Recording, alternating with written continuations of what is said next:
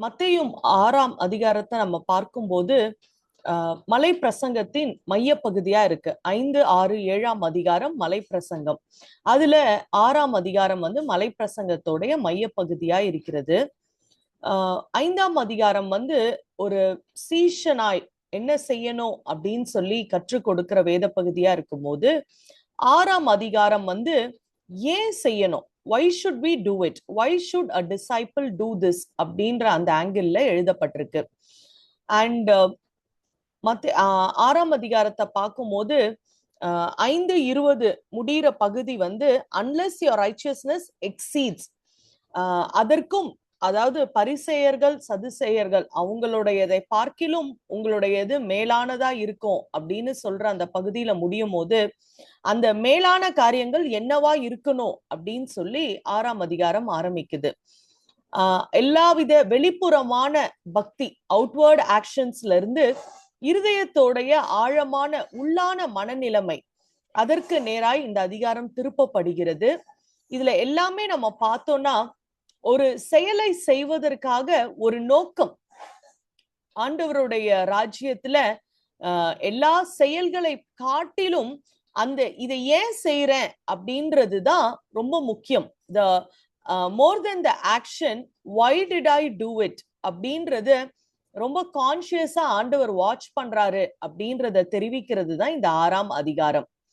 So இதுல கர்த்தர் ஆண்டவர் வந்து the danger of hypocrisy, மாய்மால தன்மையுடைய டேஞ்சரை அவர் அழகாய் எடுத்துரைக்கிறார்.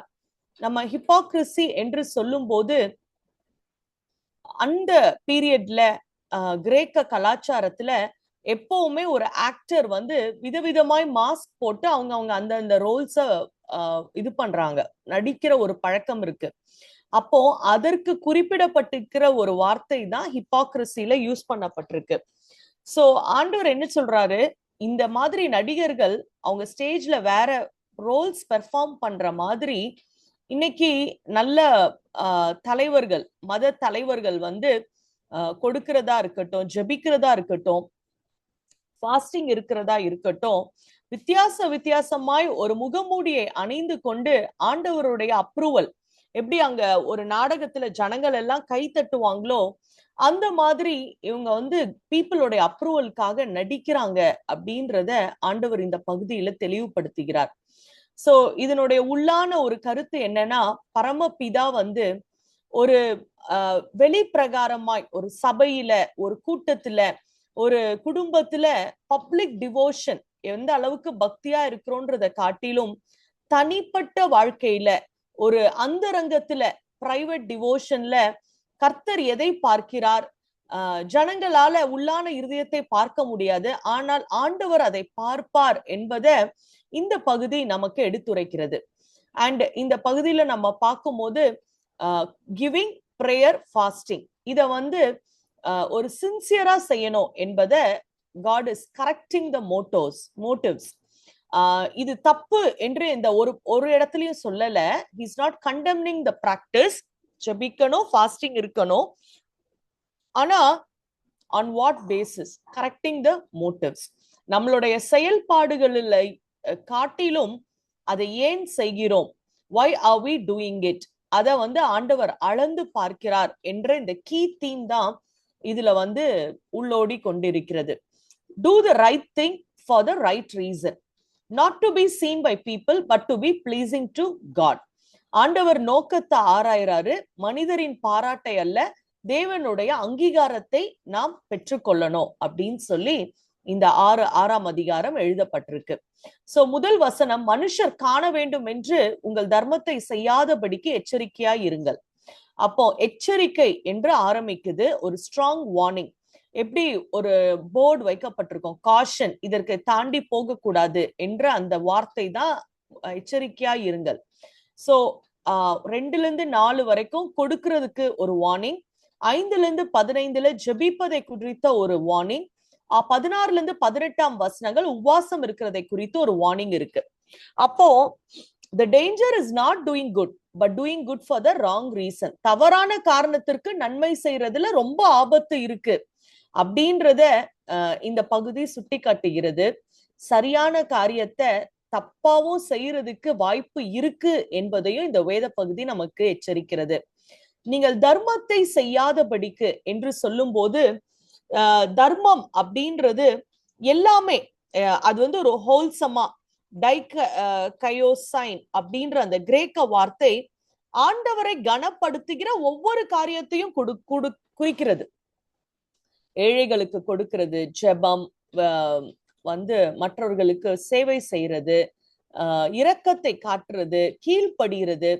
சோ எல்லாமே நீங்க மனுஷர் காணும்படி எந்த தர்மத்தையும் செய்யாதீங்கன்னா எந்த ஆக்ட் ஆஃப் சர்வீஸையும் செய்யக்கூடாது. எல்லாமே ஒரு சின்சியர் ஹார்ட்ல செய்யணும் அப்படின்றத இந்த வசனம் நமக்கு சொல்லுது. அப்ப நம்ம 5:16 என்ன பாக்குறோம்னா, மனுஷர் உங்கள் நற்கிரியைகளை கண்டு பரலோகத்தில் இருக்கிற உங்கள் பிதாவை மகிமைப்படுத்தும்படி உங்கள் வெளிச்சம் அவர்களுக்கு முன்பாக பிரகாசிக்க கடவுது அப்படின்னு சொல்லப்பட்டிருக்கு. அப்போ இங்க 6:1 வந்து நீங்க மனுஷர் காண வேண்டும் என்று செய்யாதீங்க அப்படின்னு சொல்லும் போது இதுல ஒரு கான்ட்ரடிக்ஷன் இருக்கிற மாதிரி இருக்கு. நீங்க எல்லாத்தையும் உங்க நற்கிரியைகளை கண்டு எல்லாரும் வந்து பிதாவை மகிமைப்படுத்தும்படி உங்கள் வெளிச்சம் பிரகாசிக்க கடவுது என்று அந்த வசனம் சொல்லுது.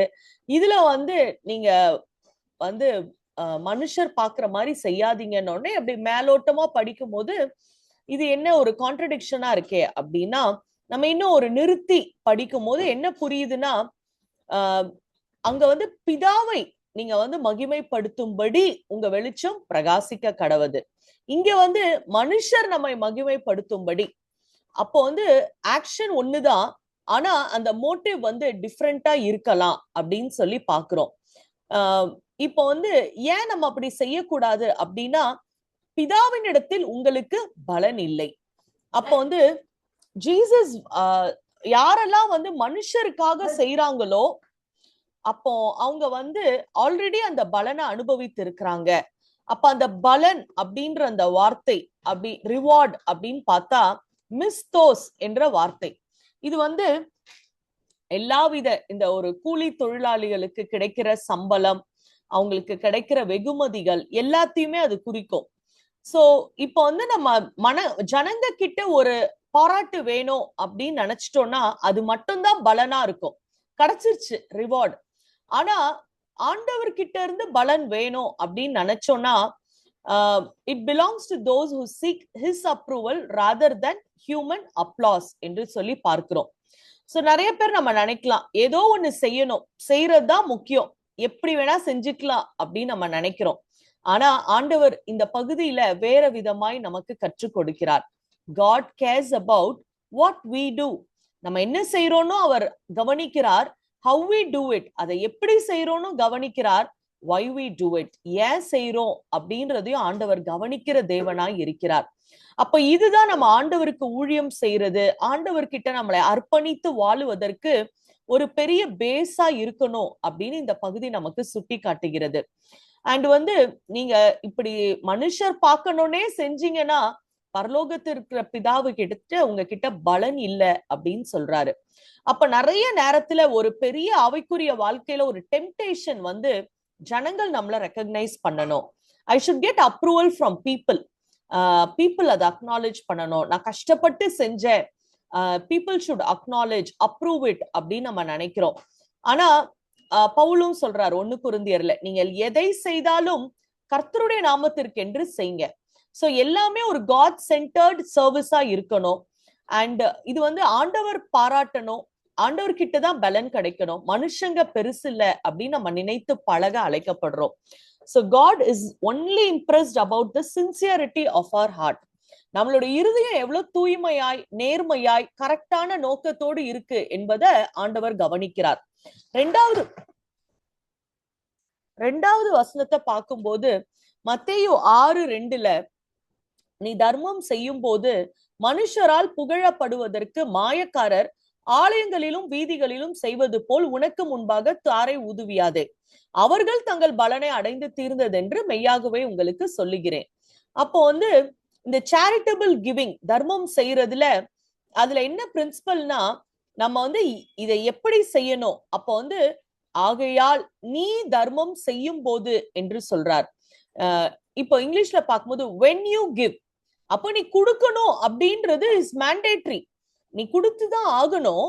Not if you give. நீ கொடுத்தாள் அப்படின்னு வரல வசனம். நீ செய்யும் போது அப்படின்னும் போது தர்மம் செய்யறது அப்படின்றது ஒவ்வொரு கிறிஸ்தவருடைய வாழ்க்கையிலையும் ஒரு தலையாய கடமை. It's a part of life. ஆனா அது ராங் கைண்ட் ஆஃப் கிவிங் இருக்கக்கூடாது. To not sound a trumpet before you என்று போட்டிருக்கு. தாரை ஊதுவியாதே அப்படின்னு சொல்லி. ஒருவேளை இது ஏன் அப்படி ரிலேட் பண்றாங்க? அந்த காலத்துல பண்டிகை கொண்டாடும் போது இவங்க ஏதாவது இந்த பண்டிகை காலத்துல இவங்களுடைய கிவிங் போதும் அந்த ட்ரம்பட்ஸ் எல்லாம் சவுண்ட் பண்ற அந்த ஒரு அந்த சர்வீஸ் இல்லைன்னா நிறைய மியூசிக் எல்லாம் இருக்கும் அவங்களுடைய பண்டிகை காலத்துல.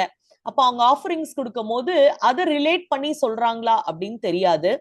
ஆனா இன்றைக்கு காலகட்டத்துல நம்ம பார்க்கும்போது ஒருவேளை ட்ரம்பட்ஸ் எல்லாம் ப்ளோ பண்ணி கொடுக்கறது இல்ல, தாரை நம்ம ஊதுறத நம்ம பார்க்க முடியாது. ஆனா நிறைய சோசியல் மீடியால இப்ப நீங்க பொலிட்டீஷியன்ஸ் எல்லாம் பார்த்தோம்னா பர்த்டேக்கு இவ்வளவு தானம் கொடுக்குறோம், இந்த மாதிரி இன்னும் நம்ம சர்ச்சஸ்ல எல்லாம் ஊர்ல கிராமங்கள்ல எல்லாம் அந்த காலத்துல நம்ம பார்க்கும்போது ஒரு சேர்ல பேர் எழுதுறது, டியூப்லைட்ல பேர் எழுதி வைக்கிறது, இந்த மாதிரி பல காரியங்களை பப்ளிக் பிரைஸ் அக்னாலேஜ் பண்ணி வைக்கணும் அப்படின்னு நினைக்கிறத நம்ம பார்க்கிறோம். So records are different. But இதை ரொம்ப பப்ளிசைஸ் பண்ணி இன்னைக்கு இவ்வளோ தானம் பண்றோம், 100 பேருக்கு புடவை, அப்படியெல்லாம் நிறைய சொல்றத நம்ம பார்க்கிறோம். ஸோ இதைதான் அந்த தாரை ஊதுவிய, டோன்ட் ப்ளோ த ட்ரம்பட் என்று சொல்லப்படுகிறது. அப்போ அவர்கள் தங்கள் பலனை அடைந்து தீர்ந்ததென்று மெய்யாகவே உங்களுக்கு சொல்லுகிறேன் என்று சொல்றாரு. அப்போ அவங்களுக்கு அந்த பலன் கிடைச்சிருச்சு.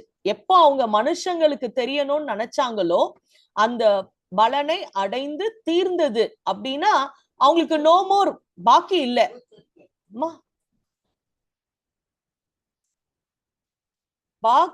அவங்களுக்கு paid in full, there is no, அவங்களுக்கு எந்த கடனும் இல்ல.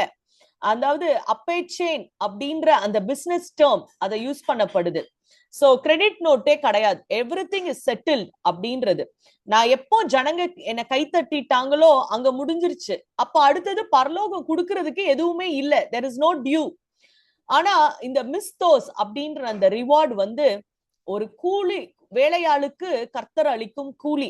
அப்ப ஆண்டவர் இருதயத்தோடைய எண்ணத்தை பார்த்துதான் அவர் கொடுக்கிறார் அப்படின்னு சொல்லி நம்ம பார்க்கிறோம். 3-4 பார்க்கும்போது, நீ தர்மம் செய்யும் போது உன் தர்மம் அந்தரங்கமா இருப்பதற்கு உன் வலது கை செய்யறது உன் இடது கை அறியாதிருக்க கடவுது. அப்போ do not let your left hand know what your right hand is doing. அப்ப இது இங்கிலீஷ்ல ஒரு ஹைப்பர்போல் அப்படின்னு சொல்லுவாங்க. நம்ம சிமிலி இடியம்ஸ் எல்லாம் பாக்குறோம்ல, அந்த மாதிரி ஹைப்பர்போல் அப்படின்னா ஒரு எக்ஸாஜரேட்டட் ஃப்ரேஸ். வலது கை செய்யறத இடது கை பார்க்க கூடாது அப்படின்றது ஒரு கம்ப்ளீட் ஹியூமிலிட்டிய குறிக்கிறது. சோ ஆண்டவர் நீ எல்லாத்தையும் மறைச்சுதான் செய்யணும் அப்படின்னு சொல்லல, ஆனா மக்களுடைய கைத்தட்டலுக்காக செய்யாதீங்க அப்படின்னு சொல்றாங்க. இந்த giving should become so natural. நம்ம இருதயத்துக்கே அது ஒரு பெரிய இடத்தை எடுக்க கூடாது. It should be very natural, very spontaneous. அப்போ நம்மளுடைய கான்சியஸ்னஸ்க்கே தெரியக்கூடாது, லெஃப்ட் ஹேண்ட் செய்யறதுக்கு ரைட் ஹேண்ட் தெரியக்கூடாதுன்னா it should be so natural, தானா, just like normal behavior. So and அது என்ன இன்னொரு ஸ்பர்ஜன் அழகா போடுறாருன்னா, God is a sufficient audience. நம்மளோட எல்லா செயல்களுக்கும் ஆண்டவர் போதும், ஆண்டவர் பாக்குறாருன்றது இஸ் a sufficient audience. நான் எவ்வளோ ஜெபம் பண்றேன், நான் எவ்வளோ என்னை வருத்தி நான் செய்யறேன், நான் எவ்வளோ கொடுத்துருக்கிறேன், எனக்கு ஆண்டவர் எனக்கு ஜனங்கள் என்ன எதுவுமே யார் யாரோ கனப்படுத்தப்படுறாங்களே அப்படின்னு நம்ம ஒருவேளை வருத்தமாய் நம்ம நினைக்கிற சூழ்நிலைகள்ல ஒரு வார்த்தை இந்த காலை வேளையில ஆண்டவர் நம்மளோட சொல்றார். நம்மளுடைய எல்லா அந்தரங்க கிரியைகளுக்கும் எல்லாத்துக்குமே God is a sufficient audience. ஆண்டவர் போதும் நமக்கு. அவர் அவர் தான் நம்மளை பார்க்கிறார். அப்போ யாருக்கும் இது தெரியக்கூடாது அப்படின்றது இல்ல. அவர் motive must never be self glory. என்னை புகழணும், நான் இதை செஞ்சுட்டேன், எனக்கு ஒரு தேங்க்ஸ் சொல்லணும் அப்படின்னு நம்ம நினைக்க கூடாது அப்படின்றது இந்த வசனம் அழகாய் சொல்றத பார்க்கிறோம். சோ நீங்க அப்பொழுது அந்தரங்கத்தில் பார்க்கிற உன் பிதா. அப்போ வந்து நம்ம father is a father who sees us in secret. இது வந்து 4ஆம் வசனம், 6ஆம் வசனம், 18 வசனம் மூணுத்துலயுமே பலன், பிதாவானவர் கொடுக்கிற பலனை பற்றி சொல்லி இருக்குது. And father sees in secret. அப்போ வந்து உலக ஜனங்கள், நம்மளுடைய மனுஷ கண்கள் வந்து பலனை பார்க்கும். ஆனா ஆண்டவர் வந்து கொடுக்கிறவங்கள தான் பாக்குறாரு. அண்ட் ஜனங்கள் வந்து எவ்வளவு கொடுத்திருக்கோன்னு பார்ப்பாங்க. ஆண்டவர் கொடுக்கிற அந்த இருதயம் எப்படிப்பட்டது என்று பார்க்கிறார். அததான் அவர் 1 சாமுவேல்ல சொல்றார். மனுஷன் வந்து வெளிப்புறத்தை பார்க்கிறான், ஆனா நானும் இருதயத்தை பார்க்கிறேன் அப்படின்னு சொல்றாரு. சோ ஆண்டவருடைய கண் பார்வையில இருந்து எதுவுமே தப்பிக்க முடியாது. Not only our actions but also the motives that produces it. He sees perfectly, he rewards perfectly என்று சொல்லி பார்க்கிறோம். சோ இந்த பழைய ஏற்பாட்டுல இருந்தே கர்த்தர் அவங்களுக்கு ஏழைகளுக்கு கொடுக்கணும் அப்படின்றத ரொம்ப ஸ்ட்ராங்கா சொல்லி கொடுத்திருக்கிறார். லேவியராகமம், உபாகமம் எல்லாத்தையும் பாக்குறோம்.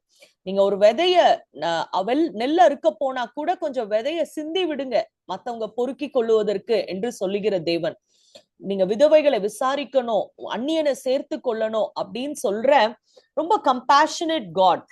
அப்போ வந்து இவங்க இந்த நியூ டெஸ்டமென்ட் பீரியட்ல ஜீசஸ் இதெல்லாம் பார்க்கும்போது இந்த கொடுக்கிறது வந்து அவங்க ஒரு ரிலிஜியஸ் மெரிட், அத நியாயப்பிரமாணத்தை அப்படியே கீழ்ப்படிய ஆரம்பிச்சு அவங்க ரொம்ப ஓப்பனா அதை செய்ய ஆரம்பிச்சுட்டாங்க. அந்த மிஸ் அண்டர்ஸ்டாண்டிங்கை தான் ஆண்டவர் இந்த இடத்துல கரெக்ட் பண்றாரு. சோ வந்து கொடுக்கிறது வந்து ஆண்டவருடைய கிருபையை நாம் பெற்றுக்கொள்வதற்கு ஒரு வாய்க்கால் அல்ல.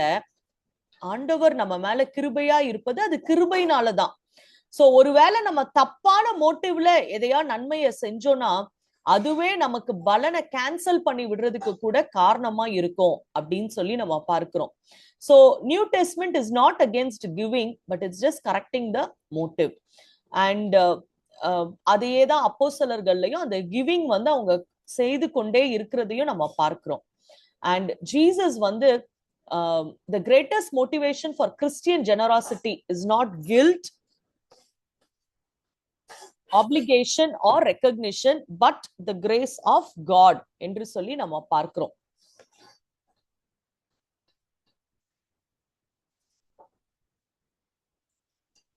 அண்ட் இது வந்து இயேசு வந்து தன்னைத்தானே நமக்காக சிலுவையில அவர் மரித்தார். அதாவது அவர் ஏழ்மை கோலத்தை எடுத்தார், நமக்காக அவர் ஒண்ணும் இல்லாம மாறினார் அப்படின்னு பாக்குறோம். just because though he was rich in all aspects, he became poor. அப்போ வந்து கிறிஸ்டியன் கிஃப்ட் அப்படின்றது வந்து we have already received it in Christ. நமக்கு பலன் வந்து ஜீசஸ் கிட்ட இருந்தே நமக்கு வந்துருச்சு. சோ நம்ம அதை மனதுல வைத்து நம்ம செய்யணும் அப்படின்னு சொல்லி இந்த 3-4ஆம் அதிகாரத்துல வசனத்துல நம்ம பார்க்கிறோம்.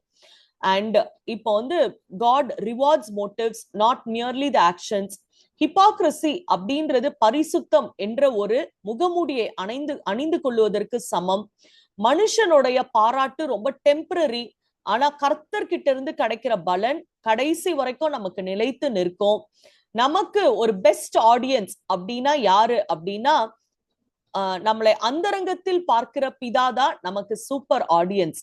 இப்போ ஒருவேளை வந்து நம்ம ஒரு 2 செடி ஒரு ரோட் சைட்ல அழகா வளர்ந்திருக்கு என்று சொன்னாலும் இன்னொரு இடத்துல யாருக்குமே தெரியாம நல்லா ஆழமாய் வளர்ந்து வருகிற நல்லா கனி கொடுக்கிற ஒரு செடியை போல நாம் இருக்க அழைக்கப்படுகிறோம். சோ நம்ம வந்து God's greatest rewards often grow from the seeds that were planted where he could only see them.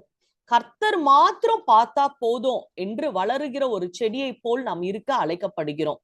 And 6ஆம் வசனத்துல பார்க்கும்போது, நீயோ ஜெபம் பண்ணும்போது உன் அறை வீட்டுக்குள் பிரவேசித்து உன் கதவை பூட்டி அந்தரங்கத்தில் உன் பிதாவை நோக்கி ஜெபம் பண்ணு. அப்பொழுது அந்தரங்கத்தில் பார்க்கிற உன் பிதா வெளியரங்கமாய் உனக்கு பலன் அளிப்பார் என்று சொல்லி பார்க்கிறோம். அண்ட் இதுல வந்து ஒரு இந்த பிரேயர் பட் யூ அப்படின்னு ஆரம்பிக்குது, நீயோ என்று ஆரம்பிக்குது. அப்போ வந்து ஒரு ஷார்ப் கான்ட்ராஸ்ட், அதாவது மாயக்காரரை பத்தி சொல்லும் போது அடுத்த பகுதியில ஹிப்போக்ரைட்ஸ் அதுல இருந்து ஒரு கான்ட்ராஸ்ட், ஆனா நீ அப்படி இருக்காத பட் யூ அப்படின்னு சொல்லி ஆரம்பிக்குது. Jesus shifts the focus from public performance to private fellowship. அப்போ உன் அறை வீட்டுக்குள் பிரவேசிக்கும் போது, அறை வீடு அப்படின்னும் போது அவங்க இந்த யூதர்கள் அந்த காலத்துல அவங்க வீட்டுல எல்லாம் ஒரு இன்னர் ரூம் ஒண்ணு இருக்குமா, பிரைவேட் ரூம். அதுக்கு வந்து விண்டோ எதுவுமே இருக்காது. அவங்களுடைய பொன் நகைகள், அவங்களுடைய தானியங்கள், எண்ணெய் இதெல்லாம் வைக்கிற ஒரு அறை வீடு இருக்கு. அப்போ வந்து அந்த அறை வீட்டுக்குள்ளதான் நீ ஜெபிக்கிற அளவுக்கு அதுவும் ஒரு பெரிய ட்ரெஷரா நீ வந்து அங்க போய் ஜெபம் பண்ணு என்று ஆண்டவர் சொல்றாரு. அப்போ நீ உன் கதவை பூட்டு, அறை வீட்டுக்குள் பிரவேசிக்கணும், உங்க வீட்டுல இருக்கிற அந்த inner chamber, and shut the door. அதாவது யாரையுமே அந்த அறை வீட்டுக்குள் விட மாட்டாங்க அவ்வளவு எளிதில். அவ்வளவு பிரைவேட்டா நீ போய் பண்ணு. ரெண்டாவது, ஷட் த டோர் அப்படின்னும் போது நீ எல்லாத்தையும் பூட்டு, எல்லாவித டிஸ்ட்ராக்ஷன்ஸையும் கதவை அடைச்சிரு. அதுல வந்து ஹியூமன் அப்ரூவலும் அடங்கும். மனுஷங்க பார்க்கணும் அப்படின்னு நினைச்சா கதவை திறந்து வைப்போம், மனுஷங்க பார்க்க கூடாதுன்னு நினைச்சா கதவை சாத்திடுவோம். So before we close the door of the room, நம்ம கிட்ட இருக்கிற பெருமையா இருக்கட்டும், நம்ம கிட்ட இருக்கிற எல்லா வித கான்சியஸ்னஸையும் நம்ம என்ன பண்ணணும், நம்ம அடைக்க பழகணும் என்று இந்த வசனம் நமக்கு எடுத்துரைக்கிறது. சோ ஆண்டவர் வந்து அப்போ ஒரு கூட்டு பிரார்த்தனைக்கு எதிரானவரா, தனியாதான் ஜெபம் பண்ணணுமா அப்படின்னா அப்படி கிடையாது. God loves corporate worship. சபை கூடிதல்ல, நம்ம சபை கூடி வருதல விட்டு விடக்கூடாது. எல்லா இடத்துலயும் அப்போஸ்தலர்களுடைய மாடலே வந்து எல்லாரும் சேர்ந்து ஜெபிக்கிறது தான். அவங்க மிஷனரிஸ் அப்பாயிண்ட் பண்ணும் போது ஏழைகளுக்கு கிரைசிஸ் எல்லா நேரத்திலயும் ஜெபித்தாங்க. ஆனா ஆண்டவர் கூட நம்ம பார்க்கும் போது அந்த 5 அப்பம் 2 மீனை எல்லாருக்கும் கொடுக்கும் போது வானத்தை அண்ணாந்து பார்த்து ஒரு பப்ளிக் பிரேயரா ஆண்டவர் பண்றாரு. So the issue is never where we pray, but why we pray. Public prayer glorifies God when he remains the audience. பப்ளிக்ல ப்ரே பண்ணாலும் ஆண்டவர் கிட்டதான் பலன் அப்படின்ற கான்செப்ட்ல ப்ரே பண்ணா பிரச்சனை இல்லை. ஜனங்கள் கிட்ட ஒரு பெர்ஃபார்மன்ஸ், ஒரு ஆடியன்ஸ் தேவைன்னு ப்ரே பண்ணாதான் தப்பு அப்படின்றதுடைய அதிகபட்ச அறிவுரையாதான் நீ உன் அறை வீட்டுக்குள் பிரவேசித்து கதவை பூட்டி அந்தரங்கத்துல இருக்கிற உன் பிதாவை நோக்கி ஜெபம் பண்ணு என்று சொல்றாரு. அடுத்தது நம்ம பார்க்கும்போது, he does not simply say pray, he says pray to your father. அந்தரங்கத்தில் இருக்கிற நீ ஜெபி அப்படின்றது மாத்திரம் அல்ல, பிதாவை நோக்கி ஜெபம் பண்ணு. அப்போ வந்து prayer is talking to God. It is a relationship. So வந்து believers approach the creator not merely as judge or king but as a father. So நம்ம ஆண்டவர் ஒரு நியாயாதிபதியாய் நம்மை ஆளுகை செய்கிற ஒரு ராஜாவாய் மாத்திரம் நம்ம அவரை சந்திப்பதல்ல, அவர் என்னுடைய அப்பா, என்னுடைய தகப்பன், எனக்கும் அவருக்கும் ஒரு உறவு இருக்கு. அதுதான் ஜபத்தோடைய அடித்தளம். சோ அந்தரங்கத்தில் இருக்கிற உன் பிதாவை நோக்கி ஜபம் பண்ணு என்று நாம் பார்க்கிறோம். சோ வந்து இதுதான் கிறிஸ்டியானிட்டி. எந்த மதத்திலும் அவங்களுடைய தெய்வம் வந்து கடவுளாய் சித்தரிக்கப்படுறது இல்லை. ஆனா நம்மளுடைய தெய்வம் வந்து நம்மளுடைய பரமபிதா. அவர் வந்து அந்தரங்கத்தில் பார்க்கிற பிதா. அது வந்து ஒரு பெரிய கம்ஃபர்ட். அவர் வந்து நம்மளுடைய தனிப்பட்ட வாழ்க்கையில நம் உண்மையா இருப்பது, நம்மளுடைய அழுகையை பார்க்கிறார், நம்மளுடைய சின்ன சின்ன பெருமூச்சுகளை அவர் பார்க்கிறார், எல்லாத்தையும் பார்க்கிற தேவன். நாம் அந்தரங்கத்துல செய்யறத அவர் பார்க்கிற தேவனா இருப்பதற்காகவே நாம் கர்த்தருக்கு நன்றி செலுத்த அழைக்கப்படுகிறோம்.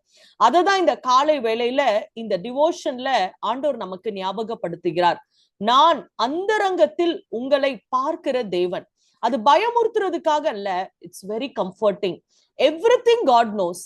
நம்மளுடைய what is going on in our minds அப்படின்றது சொல்லுவதற்கு முன்னதாகவே ஆண்டவருக்கு தெரியும் அப்படின்னு சொல்லி நம்ம பார்க்கிறோம்.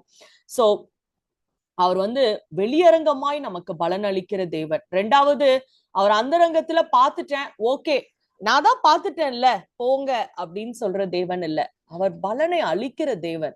he will reward us openly. அப்ப அது வந்து ஒன்லி மெட்டீரியல் பிளெஸிங்ஸ் இல்ல, நம்ம ஜெபம் ஆன்சர்ட் பிரேயரா இருக்கும். ஆண்டவரோடு உள்ள அந்த இணைப்பு, நம்மளுடைய குணாதிசயத்துல ஒரு மாற்றம், ஒரு தெய்வீக சந்தோஷம், ஒரு விசேஷித்த ஞானம். ஈவன் நம்ம நியாய தீர்ப்பின் நாள்ல ஆண்டவர்கிட்ட இருந்து ஒரு பெரிய நீதிக்குரிய பலனை கூட நம்ம பெற்றுக்கொள்ள அந்த பலன் நமக்கு கிருபையாய் ஆண்டவர் தருவார். அப்போ God's greatest rewards are prepared in the place where nobody sees except the Father. So எப்படி வந்து அந்த ஒரு பெரிய மரத்தோடைய ரூட்ஸ் வேர் வந்து அது நமக்கு தெரியாது, பூமிக்கு கீழே அது இருக்குது, ஆனா நமக்கு தெரிஞ்சதெல்லாம் பிரான்ச்சஸ் தான். அந்த மாதிரிதான் ஒரு ஒரு ஆண்டவருடைய பிள்ளை வந்து வேர் விடுகிற ஒரு அனுபவம் எல்லாமே அந்த அந்தரங்கத்துல அந்த பிரேயர், அந்த ரிலேஷன்ஷிப் வித் காட் ஸ்ட்ராங்கா இருக்கும் போது பப்ளிக் லைஃப்ல வெளிப்பிரகாரமாய் கர்த்தர் நம்மை பலனளிக்கிற தேவனாய் இருக்கிறார். 7ல பார்க்கும்போது, நீங்கள் ஜெபம் பண்ணும்போது அஞ்ஞானிகளை போல வீண் வார்த்தைகளை அளப்பாதேயுங்கள், அவர்கள் அதிக வசனிப்பினால் தங்கள் ஜெபம் கேட்கப்படும் என்று நினைக்கிறார்கள். இப்போ அந்த மாய்மாலமான ஜெபத்தை சொல்லிட்டு ஆண்டவர் அந்த மெக்கானிக்கல் பிரேயர் அதை வந்து அவர் கரெக்ட் பண்றாரு. சோ ஃபர்ஸ்ட் வந்து டேஞ்சர் டு இம்ப்ரெஸ் பீப்புள். ரெண்டாவது, another thing is praying as if God can be manipulated by religious formulas. அப்போ வந்து when you pray, அங்கேயும் நம்ம பார்த்தோம் when you give அப்படின்றதா, if you give கிடையாது. நீங்க ஜெபம் பண்றது இஸ் மேண்டேட். ஆனா நீங்க ஜெபம் பண்ணும்போது நிறைய வேர்ட்ஸை யூஸ் பண்ணி பேசணும்னு இல்லை, நேச்சுரலா நார்மல் வேர்ட்ஸே நீங்க யூஸ் பண்ணலாம். வெயின் ரெப்படிஷன்ஸ், வீண் வார்த்தைகளை அளப்பாதேயுங்கள் என்று இருக்கு. பட்டலோகியோ என்ற அந்த கிரேக்க வார்த்தை, அது வந்து ஆக்சுவலா திக்குறது, திருப்பி திருப்பி திக்குவாங்க இல்லையா, ஸ்டாமரிங். ஆர் ஒரு குழந்தை வந்து ஒரு மழலையா ஒரு ஜஸ்ட் பேசுகிற அந்த வார்த்தை. அப்போ நீங்க ஒரு மாதிரி சொன்னதையே சொல்லி ஜெபிக்கிறோம், இல்லைன்னா ஒரு ஸ்டாண்டர்ட் பிரேயரை பண்றீங்க அப்படின்னா it's like blabbering or stammering. மெக்கானிக்கலா இருதயம் ஒருங்கிணைந்து ஜெபிக்காத ஒரு வார்த்தை, ஒரு standard dialogue, standard way of பிரேயிங்க அது குறிக்குது. சோ ஒரு ஜென்யூன் கான்வர்சேஷன்ஸ்க்கும் ஒரு மனப்பாடம் பண்ணி சொல்றதுக்கும் இருக்கிற ஒரு டிஃபரன்ஸ ஆண்டவர் சொல்றாரு. அப்போ வந்து அவர் கெத்செமனேல ஜெபிக்கிறத நம்ம பார்க்கிறோம். எல்லா இடத்துலயும் ஆண்டவர் வந்து ஜெபிக்கிறாரு. ஆனா அவர் வந்து என்ன சொல்றாரு, நான் ஆண்டவரே உங்களை நம்புறேன், உங்க சித்தம் நீங்க செய்யுங்க அப்படின்றத ரொம்ப ஆழமா இருதயத்திலிருந்து அவர் ஜெபிக்கிறத அவர் நமக்கு கற்றுக் கொடுத்து இருக்கிறாரு. அவங்க வந்து இது எதுக்காகனா, அந்த காலகட்டத்துல நிறைய பேர் வந்து இந்த ஜென்டைல்ஸ் அவங்க வந்து நிறைய தேவையில்லாத அவங்க அந்த காலத்திலே இருந்திருக்கும். அவங்க சடங்காச்சாரங்கள்ல லெங்தி ரிசைட்டேஷன்ஸ், நிறைய காரியங்களை ஓதுகிறது. அவங்க வந்து மத்த விக்கிரகங்களுக்கு அவங்க அந்த மாதிரி ஒரு முறைமைகள் வச்சிருந்தாங்க. சோ அவங்க என்ன நினைச்சிட்டாங்க, நிறைய வார்த்தைகள், நிறைய அந்த சர்வீஸ் லாங்கா இருக்கும் போது அது வந்து அவங்க தெய்வங்களை ரொம்ப சந்தோஷப்படுத்தும் அப்படின்னு சொல்லி. ஈவன் நம்ம பழைய ஏற்பாட்டுல பார்க்கிறோம், அவங்க இந்த பாகால் தெய்வத்துக்கு வணங்கும் போது காலையில இருந்து மத்தியானம் வரைக்கும் கத்திட்டு கிடக்குறாங்க. அப்போ ஈவன் எபேசுல அப்போஸ்தலர்கள்ல பாக்குறவங்க சத்தமாய் கூக்குரல் இடுகிறாங்க, தியானாலே பெரியவள் அப்படின்னு சொல்லி. அப்போ the voices become louder அப்படின்னு சொல்லி பார்க்கிறோம். அப்ப அததான் இவர் ஹிண்ட் பண்றாரு ஜீசஸ், நீங்க வந்து அஞ்ஞானிகளை போல வீண் வார்த்தைகளை அளப்பாதேயுங்கள் அப்படின்னு சொல்லி. சோ ரொம்ப லெங்தி பிரேயர்ஸ் வந்து will never impress God. Christian prayers are measured by weight, not by length என்று சொல்லப்படுது.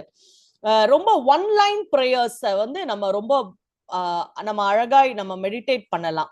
பேதுரு வந்து ஆண்டவரே நீர் என்னை நான் ரட்சியும் அப்படின்னு சொல்றது, ஆண்டவரே இரக்கமாயிரும் அப்படின்னு ஆயக்காரர் சொல்றது, நெகேமியா தன் மனதுல ஜெபித்து ராஜா கிட்ட பேசுறது. இந்த மாதிரி prayer is not about polished language or big vocabulary. அதாவது ஆண்டவர் மேல சார்ந்து ஒரு 2 வார்த்தை ஒரு சின்ன பிள்ளையை போல பேசினா போதுமானது என்று சொல்லி ஆண்டவர் சொல்றார். அவர்களை போல நீங்கள் செய்யாதிருங்கள், உங்கள் பிதாவை நோக்கி நீங்கள் வேண்டிக் கொள்ளுகிறதற்கு முன்னமே உங்களுக்கு இன்னது தேவை என்று அவர் அறிந்திருக்கிறார். சோ இதுதான் ஃபவுண்டேஷன் ஆஃப் கிறிஸ்டியன் பிரேயர். நம்ம அஞ்ஞானிகளோடைய ஹேபிட்டை நம்ம வளர்த்துக்க அவசியம் இல்ல. To not be like them. ஏன்னா நம்மளுடைய ராஜ்யம் வேற ராஜ்யம், we are different citizens. ஆனா நம்ம பரமபிதா, நம்மளை பார்த்து கொண்டிருக்கிற பரமபிதாக்கு எல்லாமே தேவை. அவர் எல்லாத்தையும் அறிந்து இருக்கிறார். நம்ம ரெக்வஸ்ட வச்சுதான் அவர் தெரிந்து கொள்றதுக்கு அவசியம் கிடையாது. அண்ட் நம்ம வந்து if God already knows everything, why we should pray அப்படின்னு சொல்லி நம்மளுக்குள்ள அடிக்கடி ஒரு கேள்வி வரலாம். பிரேயர் அப்படின்றது ஒரு தகப்பனோடு பேசுவது. நம்ம வீட்டுல ஒரு பிள்ளை இருக்கு, அது நம்ம கிட்ட எவ்வளவு ஸ்பான்டேனியஸா எல்லாத்தையும் பேசுமோ அந்த மாதிரி ஒரு ரிலேஷன்ஷிப் தான் prayer is with God. And prayer does not change God's loving character, it changes our trusting heart. ஆண்டவர் கிட்ட ஜெபிக்கும் போது இன்னும் ஆண்டவரை நேசிக்க, இன்னும் ஆண்டவர் மேல நம்புவதற்கு அது நம்மளுடைய இருதயத்தை மாற்றுகிறது. சோ நம்மளுடைய வேர்ட்ஸ்னால ஆண்டவரை இம்ப்ரெஸ் பண்ண முடியாது. இப்போ ஒரு சின்ன பிள்ளை விழுந்துருச்சுன்னா அவங்க அப்பா கிட்ட ரொம்ப ஓடி வரும். அப்போ அது வந்து ரொம்ப ரிஹர்ஸ் பண்ணி ஒரு ஸ்டாண்டர்டா பேசுறது இல்ல, ஒரு ரொம்ப மழலையாய் இம்பர்ஃபெக்ட் சென்டென்சஸ் சொல்லும் போதே தகப்பன் புரிந்து கொள்றாங்க. இதுதான் பிப்ளிக்கல் பிரேயருக்கு ஈக்குவல் அனாலஜி. அப்போ வந்து அப்பாட்ட போனா போதும், ஒரு கான்பிடென்ட் ஹார்ட்ல அப்பா நம்மள சரி செய்திருவாங்க, ஜஸ்ட் வந்து ஃபாதர் வில் அண்டர்ஸ்டாண்ட் அப்படின்றதுதான். Just approaching to God matters. Prayer is not informing and all knowing God, but expressing continual dependence upon a loving father. நான் ஆண்டவரே நீங்க தான் இருக்கிறீங்க, உங்க மேல நான் சார்ந்து இருக்கிறேன், இப்படி நடந்துருச்சு அப்படின்னு கண்டினியூல் டிபெண்டன்ஸ். அப்படி அதுக்கு ஆப்போசிட் என்னவாயிரும், நான் ஜெபிக்கலன்னா என் வாழ்க்கைய நான் பாத்துக்கிறேன், இதெல்லாம் இருக்கு, நான் தானே பார்க்கணும், நான் செஞ்சுக்கிறேன் அப்படின்னு சொல்லி தன்னையே சார்ந்து இருக்கிற ஒரு காரியம். 2 key reflections. I will choose the secret place over the spotlight. ஆண்டவர் வந்து சீக்ரெட் பிளேஸ்க்கு நம்மளுடைய ஷிஃப்ட மாத்துறாரு இந்த பகுதியில. பப்ளிக் ரெகக்னிஷன்ல இருந்து பிரைவேட், அதாவது பொதுவாய் ஆண்டவரை பொது இடத்துல நாம் ஆண்டவரை ஆராதிக்கிறத விட தனிப்பட்ட அந்தரங்க வாழ்க்கையில கர்த்தரோடு நெருங்கி இருக்கிறது, அது வந்து கொடுக்கிறது, ஜபிக்கிறது, ஃபாஸ்டிங், எல்லாத்தையும் அவர் வந்து மோட்டிவ செக் பண்றார். சோ இன்னைக்கு வந்து எல்லாத்தையும் போட்டோ எடுத்து டாக்குமெண்ட் பண்ணி ஒரு இன்ஸ்டா போஸ்டா, ஒரு ஃபேஸ்புக் போஸ்டா போடுற ஒரு உலகத்துல நம்ம இருக்கும்போது பிராண்டிங், பர்சனல் பிராண்டிங்ல ஆண்டவர் நம்மளை பார்த்து கேட்கிறாரு, who is your audience? So இந்த காலை வேளையில Jesus you are my sufficient audience அப்படின்னு நம்ம சொல்ல அழைக்கப்படுறோம். அப்போ வந்து எல்லாவற்றையும் ஆண்டவர் பார்க்கிறாரு. எப்படி அந்த ஒரு பெரிய மரத்துடைய வேர்கள் வெளியில தெரியாதோ அந்த மாதிரி நம்மளுடைய விசிபிள் லைஃப் மட்டும்தான் வெளியில தெரியும், ஆனா ஆழமாய் ஆண்டவரோடு இருக்கிற உறவுக்கு அழைக்கப்படுறோம். சோ ஒரு கேள்வியை நான் முன் வைக்க இந்த காலை வேளையில ஒரு முன் வைக்கிறேன். Who am I really trying to please when I serve, give or pray? God or people? ஆண்டவரை நான் வந்து திருப்திப்படுத்த செய்யறேனா, ஜனங்களை திருப்திப்படுத்த செய்யறேனா? அண்ட் இன்னைக்கு என்ன டெசிஷன் எடுக்கிறோம்னா, அந்தரங்கத்தையே நான் தேர்ந்தெடுப்பேன் வெளியரங்கத்தை விட. rather than the spotlight, I will choose my secret place, because what I do in secret will never be forgotten by God. ரெண்டாவது, I must talk to my father. அந்தரங்கத்தில் உன் பிதாவை நோக்கி என்று சொல்லி இருக்கு, not perform for my audience. அப்போ prayer அப்படின்றது ஒரு நாடகம் நடிக்கிறது மாதிரி, ஒரு பாட்டு பாடுறது மாதிரி கிடையாது. The greatest danger in prayer is not saying too little, it is saying many words without meeting God. நிறைய நேரம் ஜெபம் பண்ணி ஆண்டவரை சந்திக்காததுதான் கொடுமையானது. சோ அது வந்து ஆண்டவரோடு உள்ள உறவு. அண்ட் நம்ம ஒரு குழந்தையை போல ஒரு நல்ல ஸ்பீச்சை ரிஹர்ஸ் பண்ணாம கான்பிடென்ட்டா, ஜஸ்ட் லைக் தட், ஒரு ரியல் பர்சன் கிட்ட பேசுற மாதிரி மாறி ஒரு நம்ம வந்து பேச அழைக்கப்படுறோம். ஒரு சின்ன பிள்ளை தகப்பன்ட்ட எவ்வளோ ரியாலிஸ்டிக்கா நேச்சுரலா பேசும். அதே நேரத்துல இன்னைக்கு நம்ம கஸ்டமர் சர்வீஸ் எல்லாம் பாக்குறோம்ல, how can I help you, what can I do for you அப்படின்னு சொல்ற ஒரு கஸ்டமர் சர்வீஸ் மைண்ட் செட்ல நம்ம ஆண்டவர் கிட்ட பேச வேண்டாம். ஜஸ்ட் இட்ஸ் a very candid-ஆ நம்ம பேச அழைக்கப்படுகிறோம். Is my prayer life nurturing my relationship with God or maintaining a religious routine? நான் ரொம்ப ஃபார்மலா ஆண்டவர் கிட்ட பேசிட்டு இருக்கிறேனா, இல்ல ஆண்டவரோடு ஒரு கேண்டிட் உறவுல இருக்கிறேனா அப்படின்னு சொல்லி நாம ஒரு கேள்வி கேட்டுக்கொள்ளலாம். அண்ட் டெசிஷன் என்னன்னா, I will protect my daily appointment with my father, because intimacy is the source of everlasting victory. நான் ஆண்டவரோடு ஜெபிப்பது ஒரு அப்பாயின்மெண்ட், அதை நான் வந்து ரொம்ப சீரியஸா எடுத்துக்கொள்வேன். நான் ஜெபிக்காம இருக்க மாட்டேன், நான் ஓவர் டூவும் பண்ண மாட்டேன், அதை ஒரு ரொட்டீனாவும் பண்ண மாட்டேன். I will strike the balance. நான் நடுநிலைமையாய் ஜபம் அப்படின்றது ஒரு தகப்பனை நோக்கி ஒரு பிள்ளை ஓடி வந்து சார்ந்து எல்லாவற்றையும் சொல்லுகிற ஒரு அனுபவம். அந்த ஐக்கியத்துல நான் ஈடுபடுவேன் என்று ஒரு தீர்மானத்தை எடுக்கலாம். 1-8 வசனங்கள் நம்ம இன்னும் தொடர்ந்து நாளைய தினத்துல அடுத்த பகுதியை நம்ம தியானிக்கலாம். Thank you very much.